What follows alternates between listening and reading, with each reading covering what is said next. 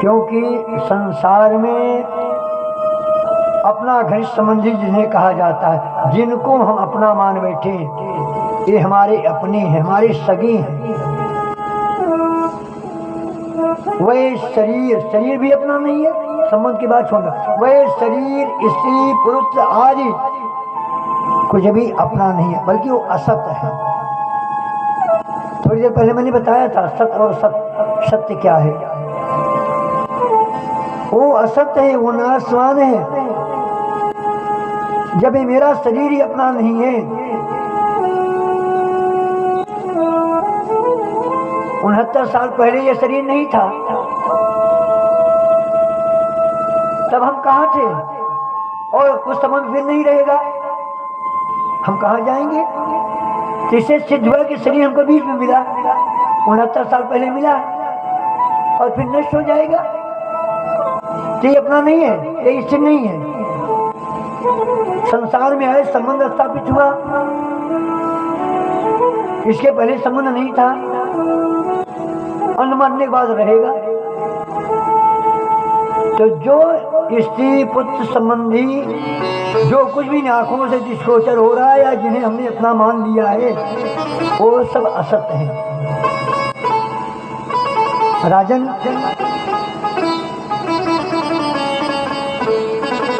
संसार में दृष्टिगोचर होने वाले सारे संबंध मिथ्या हैं, वो असत्य हैं। परंतु जीव उनके मोह में ऐसा पागल सा हो जाता है कि रात दिन उसको मृत्यु का ग्रास होते देखकर भी नहीं चेतता। हम लोग जाते हैं ना किसी चिता के साथ, उसमें किसी शव के साथ जब शव यात्रा करते हैं तो क्या कहते हैं? सबके मुंह से निकलता है एक शब्द, सबके मुंह से निकलता है, बड़े प्रेम से कहते हैं राम नाम सत्य है, सबकी यही गति है। बड़े भाव से कहते जाते हुए कहते हैं। और रसूलाबाद से जल लौटे लागत है, लौटे के बाद काव याद आ जाता है, राम नाम सत्य रसूलाबाद छूट जाता है, चला वही नहा ददौली में, वही बढ़िया जो है वही जलपान होए।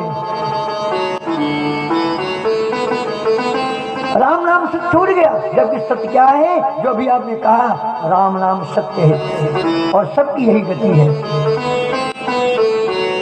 अगर उसी को अपने जीवन में धारण कर लें, अस्थायी रूप से उसको स्वीकार कर लें, तो निश्चित रूप से जीवात्मा का मोक्ष हो जाएगा। कोई ताकत नहीं है, कोई शक्ति नहीं है जो मोक्ष से उसको विचलित कर दे, रोक दे। लेकिन दुर्भाग्य तुम राम नाम सत्य को वहीं रसूलाबाद में छोड़ करके चले जाते हैं। यहाँ से लेके जाते तो हैं, लेकिन बाद में रसूलाबाद से वापस नहीं आता, वो बेचारा वही छोड़ जाता है। राजन,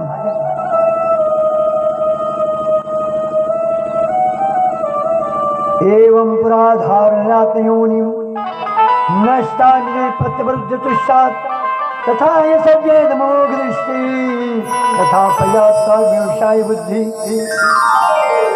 गीता में भी दूसरे अध्याय में श्लोक आया है और भागवत में भी द्वितीय स्कंद के दूसरे अध्याय में ही पहला श्लोक है।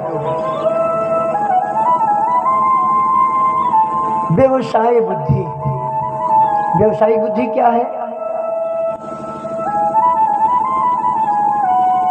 कोई कार्य करने के पहले,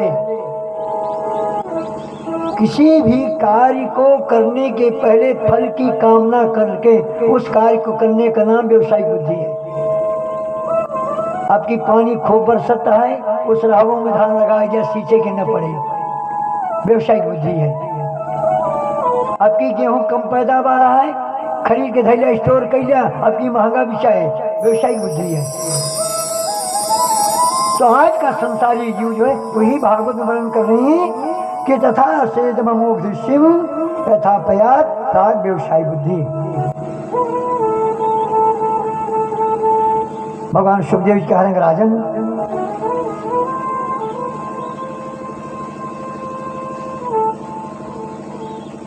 मनुष्य को चाहिए कि वह पहले अपने मन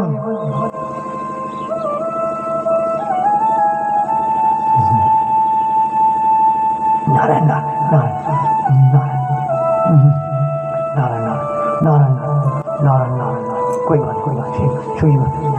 केचि सदृशादुर्याकाशे प्रादेशमातं पुरुषं चतुर्भुजं यत्सदारसंगं गदाधन्धाय संसः।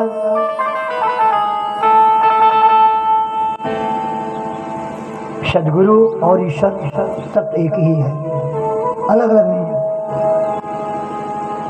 ईश्वर जिस तरह व्यापक है उसी तरह गुरु भी व्यापक है। जिसका कहीं भी अभाव नहीं हो वही व्यापक कहा जाता है। वास्तव में गुरु केवल एक ही है, जो संसार का गुरु है। संसारी पुरुष कभी किसी का गुरु नहीं। हाँ,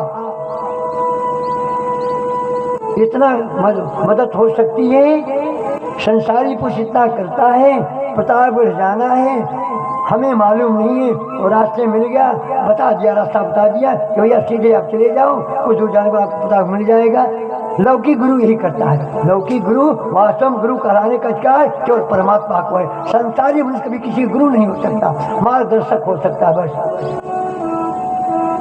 बाकी गुरु का बंदे कृष्णन जगत गुरु, परमात्मा ही के गुरु है सबका। बाकी संसारी प्राणी वो मार्गदर्शक हो सकता है, रास्ता दिखा सकता है, गुरु कराने का अधिकार नहीं है।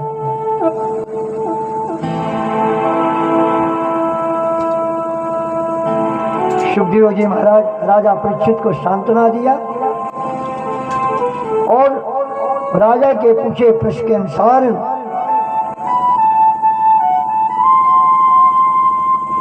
अनेक प्रकार से समझाते हुए, सृष्टि का वर्णन करते हुए और बड़े प्रेम से उनको समझाते हैं राजन। कामेन कर्मनाशस्य क्रोधेन ज्ञाननाशनम लोभेन धर्मनाशस्य तस्मात् एतत्त्रयं त्यजेत्। तस्मात् एतत्त्रयं त्यजेत्। मनुष्य को चाहिए कि सबसे पहले संसार में तीन चीजों का परित्याग कर दे। तीन का परित्याग करें, काम का, क्रोध का और लोभ का। सबसे खतरनाक लोभ होता है। लोभ के लिए भगवान को 2 अवतार लेना पड़ा, काम के लिए 1 अवतार लेना पड़ा, क्रोध के लिए 1 अवतार लेना पड़ा, लेकिन लोभ के लिए, लोभ को मारने के लिए भगवान को 2-2 अवतार लेने पड़े। सबसे खतरनाक लोभ है। और आज हम लोग के वशीभूत लोभ में बंध चुके हैं। बंधे नहीं, बिल्कुल लोभ नहीं, हमको जकड़ रखा है। अगर परमात्मा को प्राप्त करना है, जीवन को संभालना है, तीन तीनों से हमें बचना पड़ेगा। काम से, क्रोध से और लोभ से। कामनाओं के वशीभूत कर्म नष्ट हो जाते हैं। क्रोध के आने पर ज्ञान नष्ट हो जाता है और लोभ के करने से धर्म नष्ट हो जाता है।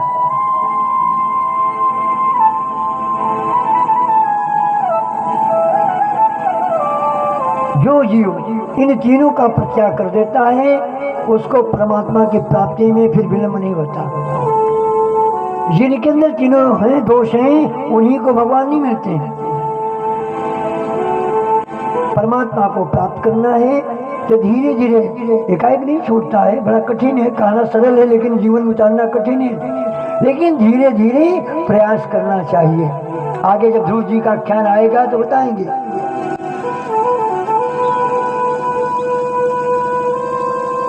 इसी प्रश्न को ब्रह्मा जी ने भगवान नारायण से किया था और भगवान नारायण ने ब्रह्मा को 4 बातें बताई, 4 प्रश्न किया। स्कंद 2 के श्लोक संख्या 32 और 35, 32 से 35 में 4 प्रश्न किया है ब्रह्मा जी ने। पहला प्रश्न क्या है? सत्य क्या है? दूसरा माया क्या है? और तीसरा जगत क्या है? और चौथा अपनी आत्मा क्या है? हमको आपको भी इन चारों प्रश्नों के विषय में सतत अपने आप से प्रश्न करना चाहिए और इसके उत्तर को ढूंढने का प्रयत्न करना चाहिए और जीवन में उतारने का भी प्रयास करना चाहिए। सत्य क्या है? हमारे सनातन धर्म में जो धर्म की परिभाषा बताई गई है उसमें 9वां लक्षण सत्य ही है। द्वितीय क्षमा दमो सोयम शौचम इंद्रिय निग्रह धी विद्या सत्यम क्रोधो दशकम धर्म लक्षणम। दशकम धर्म लक्षणम हमारे सनातन धर्म का लक्षण है। ये 10 लक्षण किसी एक जात के नहीं, एक समुदाय के नहीं, एक व्यक्ति के नहीं, एक समाज के नहीं, समस्त मानव जाति के हैं। क्या पहला लक्षण क्या है? द्वितीय माने धैर्यता। प्रत्येक परिस्थिति में मनुष्य को धैर्यवान होना चाहिए। सुख दुख आते जाते रहते हैं। आपत्ति काल परखिए चारी धीरज धर्म मित्र नारी। तो पहले भगवान ने क्या बताया? धीरज बताया। उसी को महाराजा मनु ने क्या लिखा? मनुस्मृति का श्लोक है द्वितीय। प्रत्येक परिस्थिति में मनुष्य को धैर्यवान होना चाहिए। क्षमा दूसरा लक्षण, व्यक्ति को क्षमावान होना चाहिए, क्षमाशील होना चाहिए। ठीक है, अगले ने किसी प्रकार का अपराध कर दिया और उसके अपराध को हम उत्तेजित होकर इसको दंडित कर दिया, तो उसमें और हमें अंतर क्या रह गया? तो व्यक्ति को क्षमाशील होना चाहिए। द्वितीय क्षमा दमो। दमन किसका?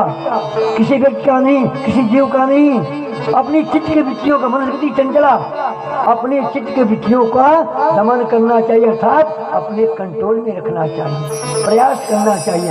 आस्ते चोरी नहीं करना। साईं उतना दीजिए जामे कुटुंब समाए, मैं भी भूखा न रहूं सादम भूखा जाए।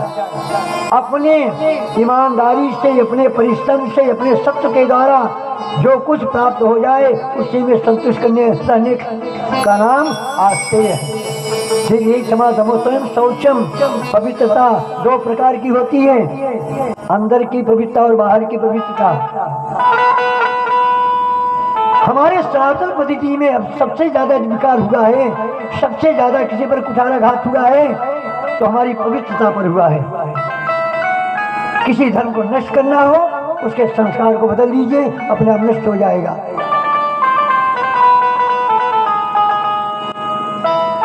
सबसे ज्यादा कुठाराघात पवित्रता पर हुआ है। पवित्रता 2 प्रकार की होती, अंदर की पवित्रता और बाहर की पवित्रता। बाहर की पवित्रता क्या है? कोई जरूरी नहीं प्रतिदिन नया कपड़ा पहने, लेकिन जो कपड़ा हो जरूरी नहीं रोज साबुन लगाए, लेकिन एक बार पहनने के बाद, एक बार हमने जिस कपड़े को पहन लिया और पहन करके जब सो गए तो बस हमारा मलिन हो जाता, दूषित हो जाता है। इसलिए उस वस्त्र को जल से ही प्रक्षालित कर दें, धो दें। एक बार पहना वस्त्र दूसरे दिन नहीं पहनना चाहिए। दूसरा भोजन, जो कुछ बनाया जाए, जो कुछ ग्रहण किया जाए शुद्ध कमाई का हो, शुद्ध रूप से पकाया जाए और शुद्ध रूप से उसको खाया जाए। कल मैंने बताया था किसी के विचार को बदलना, उसके भोजन बदलो, अपने आप विचार बदल जाएगा, नष्ट हो जाएगा। और दुर्भाग्य की बात है आज हमारे सनातन धर्म सबसे ज्यादा दूषित हुआ है तो हमारा भोजन हुआ है। और ये सोची समझी चाल है विधर्मियों की, हम आप नहीं समझ पाए। जो है किसी के संस्कार को नष्ट करना हो उसके रसोई को बदल दो, नष्ट कर दो, अपने आप नष्ट हो जाएगा। आज जाग जाइए, अभी भी समय है, अभी भी समय है, नहीं हम समूल नष्ट हो जाएंगे। अपने आप भोजन को बदल लीजिए, अपने आप इसके विचार नष्ट हो जाए, बदल जाएंगे। और अंदर की शुद्ध पवित्रता क्या है? शुद्धता मन से, वाणी से, क्रिया से किसी प्रकार का किसी के प्रति हमारे दूषित भावना न जागृत हो। हमारे यहाँ तो बताया कि हमारे सनातन धर्म में कि बस दैव कुटुंबकम, सारी पृथ्वी हमारा परिवार है। मोटो हम पढ़ते हैं, लिखते भी हैं बस दैव कुटुंबकम, कहते तो हैं, जानते तो हैं लेकिन मानते नहीं, धारण नहीं करना चाहते हैं।